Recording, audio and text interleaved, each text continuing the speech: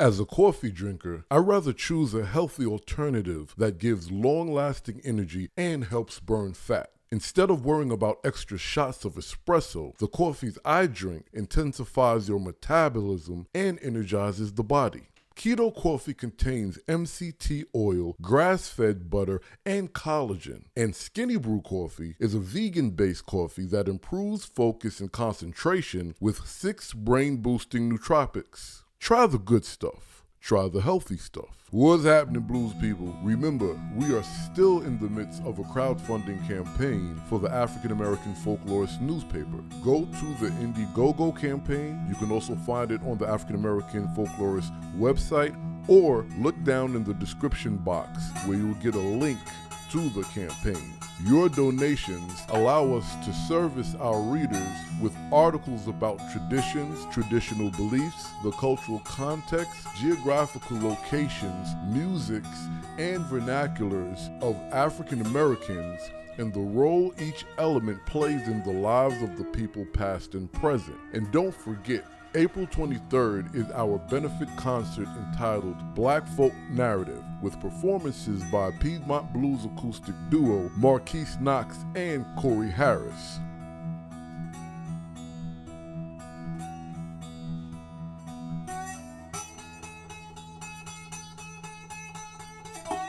What's happening? What's happening? What's happening, blues people? As many of you know, as much as I pledge my allegiance to the blues, I pledge my allegiance to gospel, Black spiritual, and the Black church, growing up in what's considered a storefront Black church. And I have a great, wonderful guest today. I listened to her new album. It was great. I loved the entire album, but I have to read off a couple of songs that really resonated with me. No Way Tired, He Touched Me, Mighty Good God, Reach Out and Touch Me. The blues spiritual, You Gotta Move. Some of you may be familiar with that by Mississippi Fred McDowell. And my most favorite song off the album, Blessed Be the Name of the Lord. See, that's the kind of church I come out of. So let me just give my guest her proper dues. Mrs. Elizabeth King, how are you? I'm blessed. How are you? Like we said, I'm blessed and highly favored. And I'm extremely excited to get to speak to you because, you know, I've only been honored to speak to 2 people, including yourself, that's had a situation like this. So you had a couple of hit songs, gospel songs, in the early 70s, and then, and correct me if I'm wrong, you are just now making an album? Just now. Just now. So let's start right there. The only other person that I was honored and met, were able to speak to in this space was Leo Bud Welch. So 2 legends, you and Leo Bud Welch. Could you walk us through your journey and how it's from the early 70s to now, you're making your first full album. Talk to us about this journey. Well, it's been a long journey, but it's been good, and I'm no ways tired. And I'm trying to, to continue on and until, till the Lord call me home. I hear that. So, okay, so let's start with the beginnings, right? And then we could circle back to the album now. Did you grow up in the church? Were you in a choir? Was your father a pastor? Was your mother the mother of the church? Where did your story start? My story started when I was 3 years old. My mom, she could sing, and my dad, he played the harp, and my brothers, we all sung together as a family. And I was the baby in the family, so I was able to sing when I was 3 years old, and I continued singing in the choir. And then when I got growed up and got grown, I started singing quartet. Well, I sung a little quartet with my brothers, but they wouldn't I couldn't go any place with them because it was all fellas, And but at home we sung together. And then after I moved to Memphis, I met the Gospel Soul, and they wanted a lead singer, and I started leading for them. That was I met the Gospel Souls in 70, I think it was 1970 when I met them. And I started singing with them in 71. So I have to ask you a question on your voice, right? Okay. Your singing voice. Okay. Is very powerful. What have you been doing to preserve it this long? Just praising God, and He gave me the strength to continue, and hollering at my children. So, let's talk about praising God, because one of the major functions of worship is through song. This is in the Bible, right? So right. When you're singing, what are you thinking? Are you in praise? Or are you entertaining, or is it a bit of all the above? Well, I mostly sing to praise God and to worship Him in spirit. That's mostly the songs I love to sing. It's mostly, they mean something to my heart. It's a form of praise to God that I appreciate what He done for me, I do. And you mentioned your father was a harp player, so there had to be some blues in the house. Well, to be honest with you, I wasn't allowed to sing blues. I wasn't allowed to dance, like with the dancers, and I never did learn to dance. And when I got older, I really wasn't interested in it. So to be honest with you, I don't think I could sing a whole blues song because that's just when your cup of tea. So you weren't there's no secular singing. This is all ministry. Right. So I just love to. That's like some people can speak well, and I just like to sing my way through. I hear you. So now you said you moved to Memphis. Where were you born? Where did you grow up? I was born in Grenada, Mississippi. Okay, now. So how important was the Black church in Grenada, Mississippi? Oh man, it was church, back in the country, back in those days, the churches wasn't too far apart, and they would meet like one Sunday out of a month. But we went to church every Sunday. My mom, we didn't wait till the day that we was go to the church while we was members of. We just, wherever church was, my mama was going to take us. So, and because she loved the Lord, and the girl could really sing. And I mean, like I said, she was, before, if she had the time like now, then I wouldn't be nothing, compared to my mom.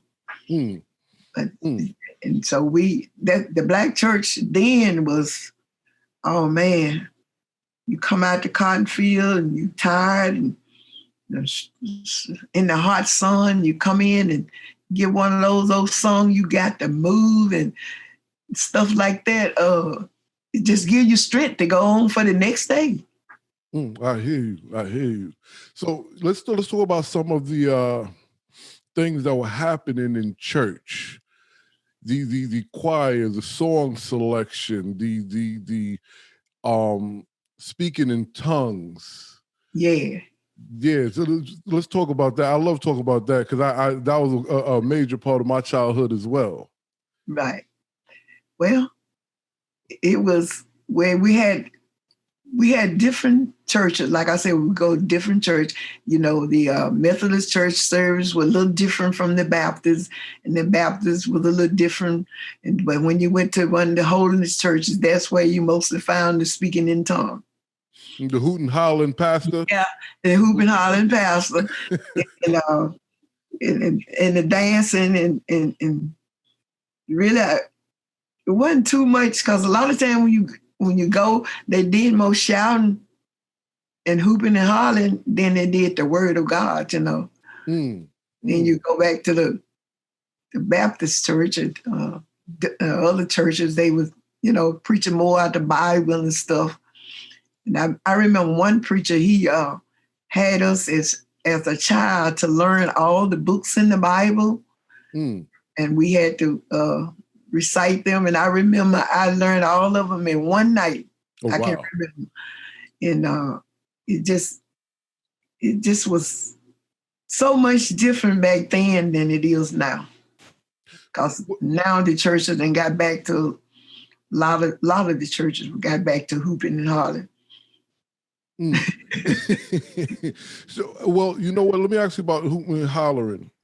How much of that have you applied to your singing? Not much. I sing. Sometimes I do. Sometimes I do. I get it. You know, when I really want to get everybody's attention. Sometimes I, kind of holler out a little bit.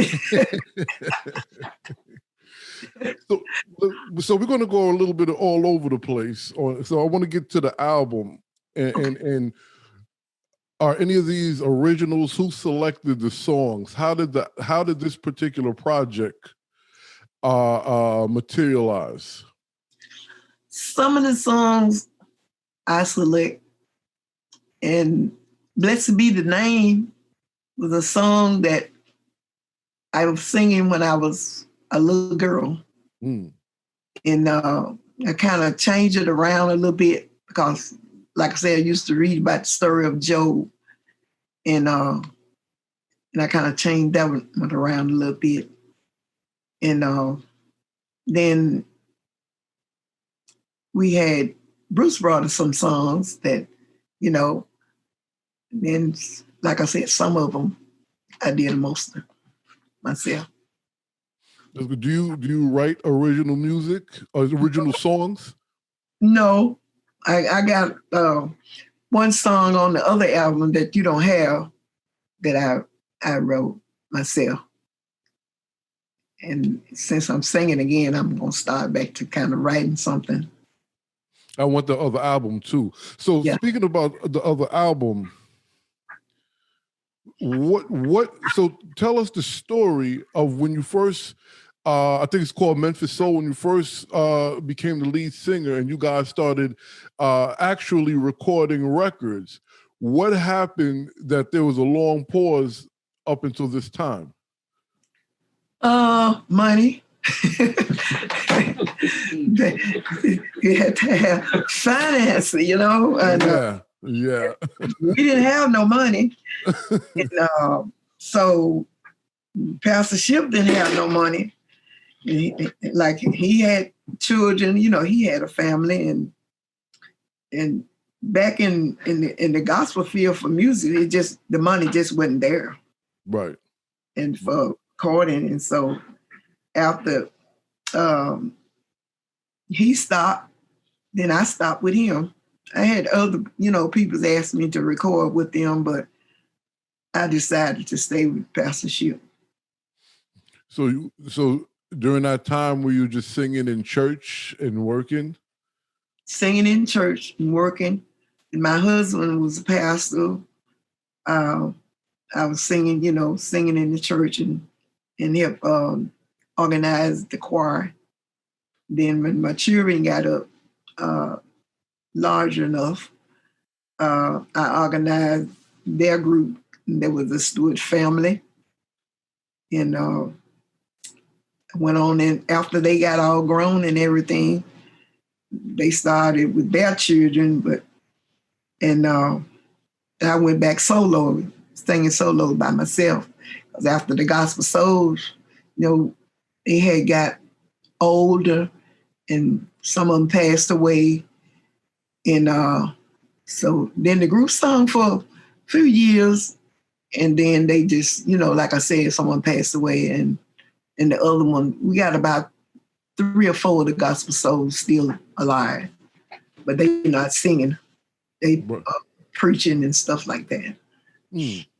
So, oh man, because you just made me think of a question. I wanted to ask you something, but I have to ask you this question because we know out of the church, secular music is frowned upon, and the music industry that leads to particular behaviors, to say the least, without being judgmental, was frowned upon. How was it at that time, working to try to get into the music business in the early days? Well, it was kind of hard. Like I said, it was kind of hard. And what year? We were singing, and we had this opportunity to go overseas with the Blackwood Brothers, Happy Goodman family, and my children were small, and I wouldn't sign the contract, to go over there because they were going to be gone for 6 months. And so that was one opportunity that I had to, let go. Right. And it would have been money in that, but at the time, my family meant more than my singing. I guess I pretty like that, Absolutely. Well, how did the church receive the singing group and the fact that you guys were working to be professional singers? Oh, they enjoyed us. We had a great followers, and we had the followers. We just didn't have the money. Right. But see, and that's another thing. And talk to us about that, because in the interim between your introduction to the music business with the group and now, it's not like you wasn't singing, and it's not like you weren't instrumental or very important to a community of people through your voice, right? Right. So how does it, do you believe that instead of saying all these years later you put your first album out, we should be actually saying all these years you've been vocally ministering to a group of people who appreciated that, right? Right. It still was appreciated. It just wasn't what you say, nationwide, you know what I mean? It was just kind of local, and the cities around, close around, like St. Louis and Nashville, Tennessee, that we travel, and like I said, we had great followers in that way. But in order to get out back then, we had quite a few roadblocks for Black quartets and stuff, Right. So you had to have somebody that like you enough, and you signed the contract with them, Just like I said, we had that opportunity, but I refused that opportunity because of my family. So do you see a difference now in the treatment of Black artists than you did back then? Oh, yeah. I mean, say I could have been on the top too. You know what I mean? Because, now young people's coming along that they want to sing, they can go on YouTube and somebody pick them up, Right. You just got so many opportunities now that we didn't have back in those days. Right. Well, which is true. Do you think as a Black gospel singer, are you being treated better in this day and age than the Black gospel singers of the 70s and 60s? Yes, much better. Well, that's good. Much better. See, like coming in back in the day, like the blues, you find somebody like Cousin B.B. King and all of those, you know what I mean? But if you were singing gospel, that was different. It was really different. So, and then back then, it was only a few of those people that made it. And I'm happy you brought that up because maybe last year, my wife and I watched the miniseries about the Clark sisters, I believe. Uh-huh. And, because, this culture, this tradition was in my house, I growing up as a younger cat, I never thought, I didn't understand that the gospel scene as a music industry was rather small back then. Mm-hmm. Mm-hmm. Right? Right. So there weren't many. There weren't as many. Like, so when we speak of B.B. King, who played both blues and gospel, but he was known for blues. There was at least 5 or 6 of them. There was B.B. King, Freddie King, Albert King, and then all the other, the other cats that were able to make it through the 50s and 60s into the 70s. But outside of the staple singers, were there many? There weren't many. There weren't many.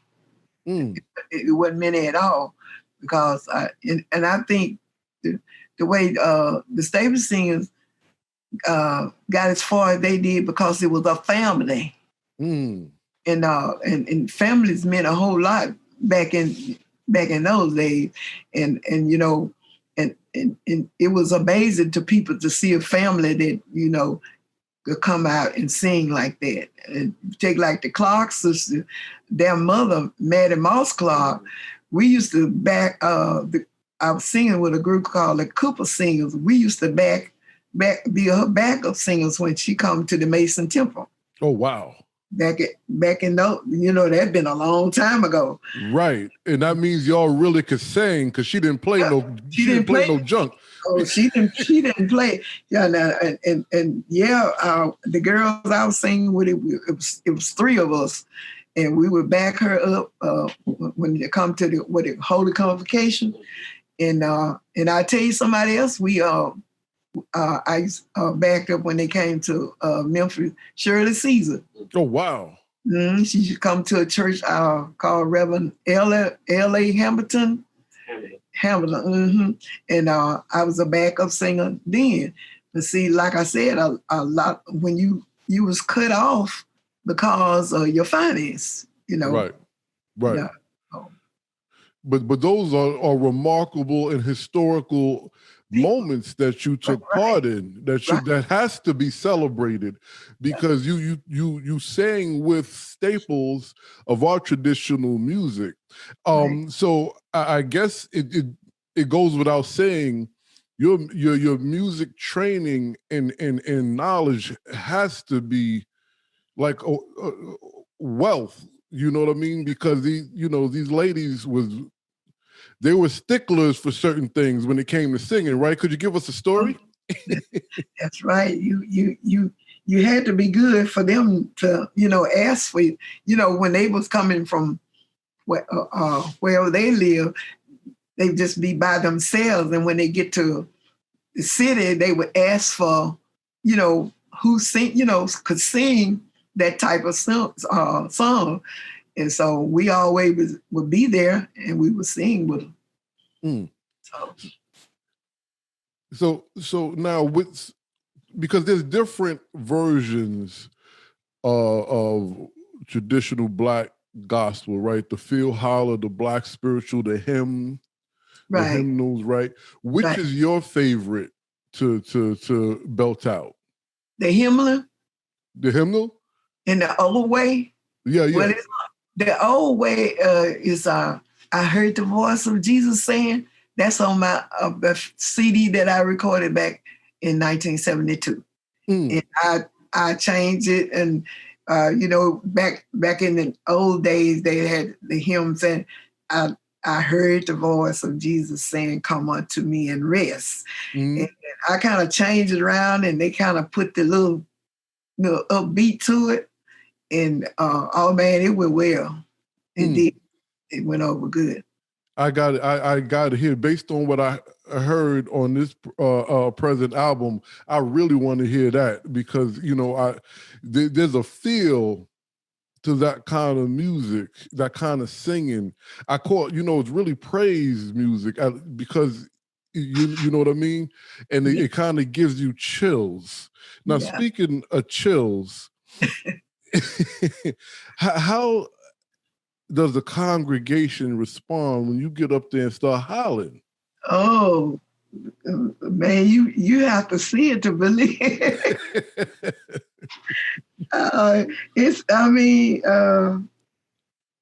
Look like I self-move away or something. I don't know. But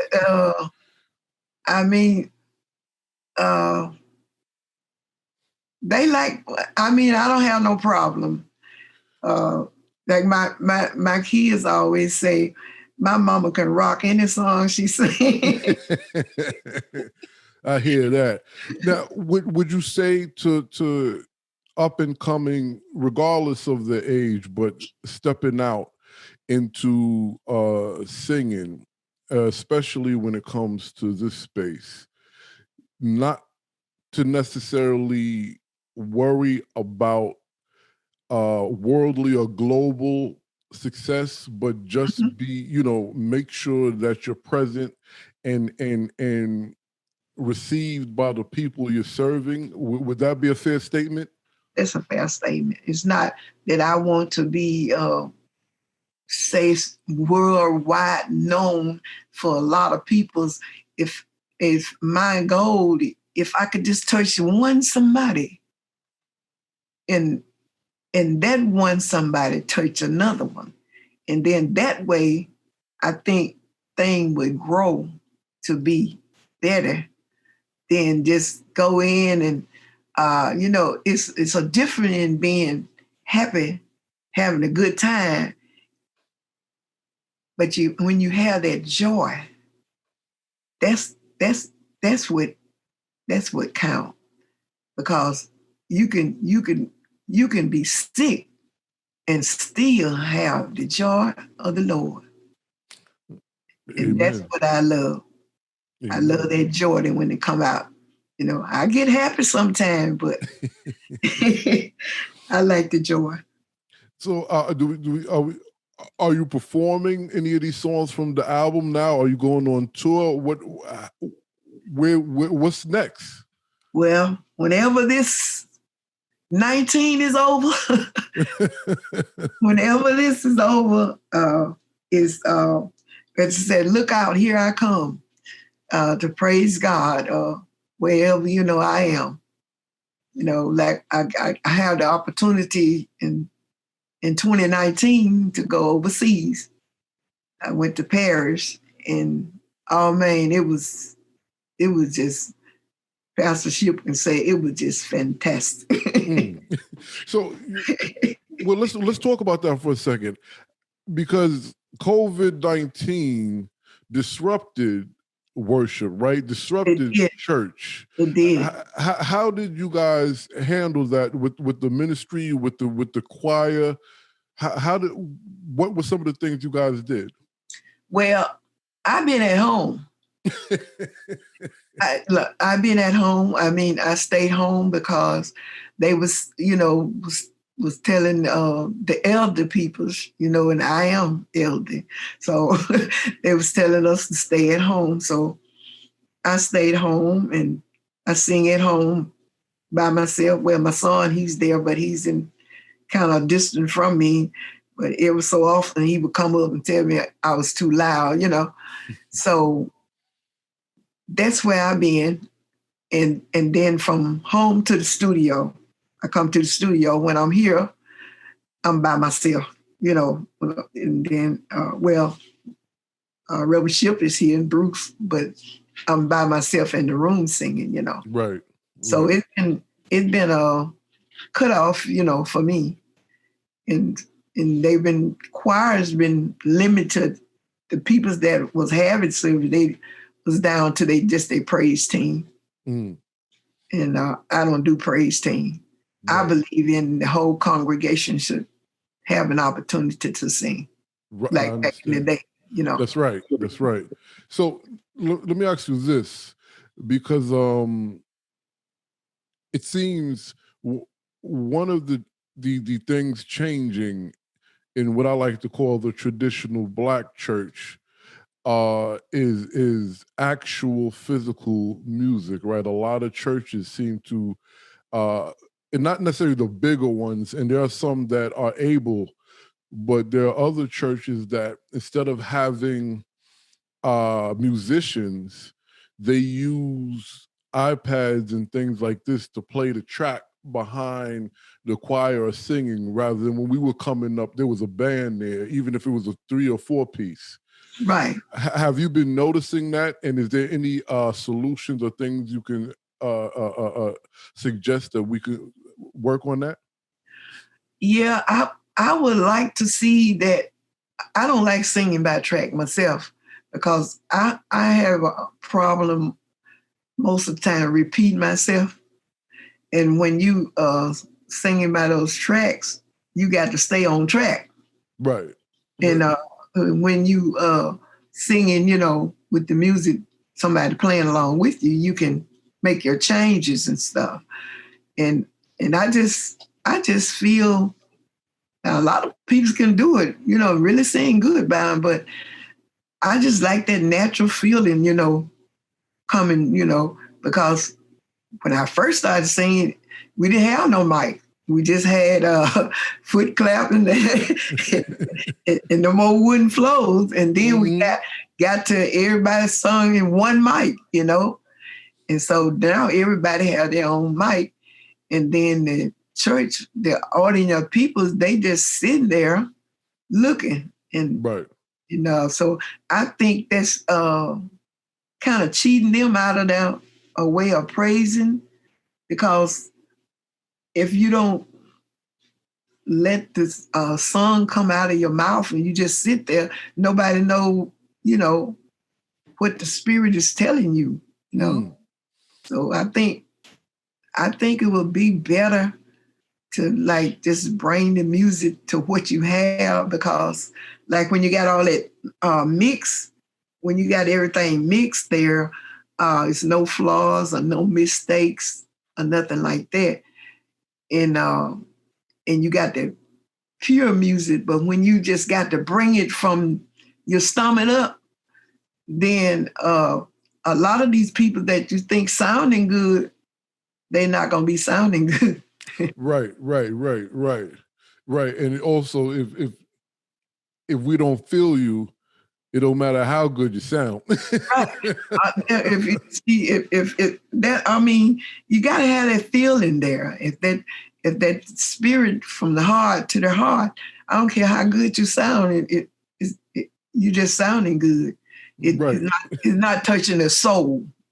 Correct. That's what I'm trying to say. So, can that be taught? Can it be taught? Can you teach someone? Because anybody who come out to church singing, or most people, have that to where they could touch your spirit, your soul when they singing. Can that be taught, or is that just the ordaining of God? I think that is come from God, because I don't care how, I take, for instance, my children, when they were small, when they would rehearsal, I never would tell them, how to sing. I just want them to sing. And then, so I could get what voice they were singing in. But that spiritual had to come from within, from them. You can't teach people the spirit. Now you can teach them how to act like it's there. But, you can tell when you act and when the heart is there. I hear you. Well, anything that you would like the audience to what would you want them to take away from your story? I would want them to take away that be sincere from your heart. And most of all, if you don't know God, get to know him. and he will lead you and direct you in whatever, whatever way you're trying to go. And, you got peoples that sing the blues, the real deep blues back in the country. They came from them people's heart, because some of them had done gone through with their wife done left them. You know what I mean? Yes. But a lot of these songs they singing now, it's just singing. It's not from the heart. But I would want the peoples to know that God is real. And the only way, now you can be successful financially, but your soul, that's what matters, is the soul. And if the soul is well, it's all well with your soul, then your life will be better. And then whatever you ask God for, if you dedicate yourself to him, he'll give it to you. Now, folks be saying right now, it might not be right now, what you call right now. It might be 40-some years from now. It might be 50 years from now. But if you wait on him, I promise you, I'm a living witness. Amen. I'm a living witness. If you wait, and look, I prayed that my best days would be my last days. In my old age, I tell you, God has really been smiling on me. So that's way, if you just keep your hand in God's hand and let him direct you. And I guarantee you, you'll be blessed. I hear you. Where can the people find you? Where can they find me? Yes, ma'am. Right here in Memphis, Tennessee. Right here in Memphis, Tennessee. Come on back in Bible and Tire. Bible and Tire. Okay. Yeah. It's this Bible and Tire. Just click on the Bible and Tire, and you see Bruce and Pastor Ship is on the radio. WYXR right here in Memphis, Tennessee. FM every Saturday. You hear him talking, and you can get in touch with me. I'm not hard to find. All right. I'm going to come looking. We ain't that far. I'm in Kentucky. You're in Kentucky? Okay. Yeah, I'm an hour away from Nashville. Yeah. A few hours away from Memphis. Okay. So, yeah. We will come down there with some guitars, harmonicas, and tambourines. Come on with it. I tell you, I'll find a song and I bet you can play it. All right now. Especially you got to move. Oh, yeah. All right. Well, I really appreciate your time. I thank you so much. We're honoring Black women in Women Month. And it's even not much more important for me growing up in church with my family. So to hear this and to hear this album, I'll tip my hat to you. Thank you so much. You're so welcome. And y'all know what it is. Make sure y'all check out Mrs. Elizabeth King. Get that and make sure my favorite song, I'm going to say it one last time, Blessed Be the Name of the Lord, because that's pure Blackness. And I'll holler at y'all.